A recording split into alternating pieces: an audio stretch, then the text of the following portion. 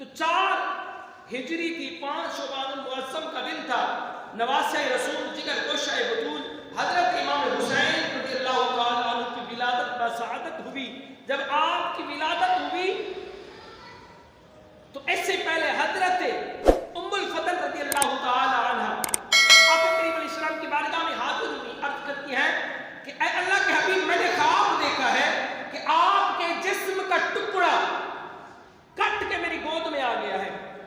تو حضور علیہ السلام نے فرمایا اے چچی پریشان نہ ہو، میری بیٹی کے ہاں اللہ کریم ایک ایسا فرزند عطا فرمائے گا جو تیری گود میں دیا جائے گا. پھر حضرت ام الفضل فرماتی ہے کئی دن گزرے، میں آقا کے گھر آئی، کیا دیکھتی ہوں میرے آقا صلی اللہ علیہ وسلم کے ہاتھ مبارک میں ایک شہزادہ ہے، نور نظر ہے، بڑا حسین و جمیل ہے، خوبصورت بچہ ہے. میرے آقا دیکھ بھی رہے اور آنکھوں سے آنسو بھی ہیں، آنکھوں سے آنسو جاری ہیں. میرے آقا صلی اللہ تعالی وسلم کی بارگاہ میں حضرت ام الفضل عرض کرتی ہے اے اللہ کے نبی، کیا وجہ ہے، کیوں رو رہے ہیں، آپ کی آنکھوں میں آنسو کیوں ہیں؟ یہ لخت جگر، یہ شہزادہ، ابن شہزادہ، یہ حسین شہزادہ اللہ نے آپ کو فرزند عطا فرمایا ہے، لیکن آپ کی آنکھوں میں آنسو کیوں ہیں؟ اللہ کے حبیب علیہ السلام نے ابھی جبریل آئے تھے، اللہ کی طرف سے پیغام لے کے آئے تھے، اللہ کریم نے مبارک دی ہے. اللہ کریم فرماتا ہے اے میرے پیارے محبوب، تجھے مبارک ہو کہ تجھے حسین عطا کیا ہے.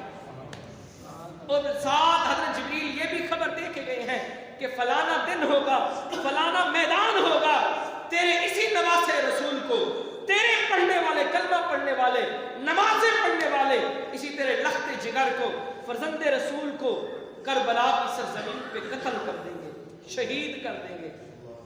تو میرے آقا کو سب پتا تھا کہ میرے آقا کو ولادت کے ساتھ امام حسین کی جو ہے شہادت کی خبر مل چکی تھی.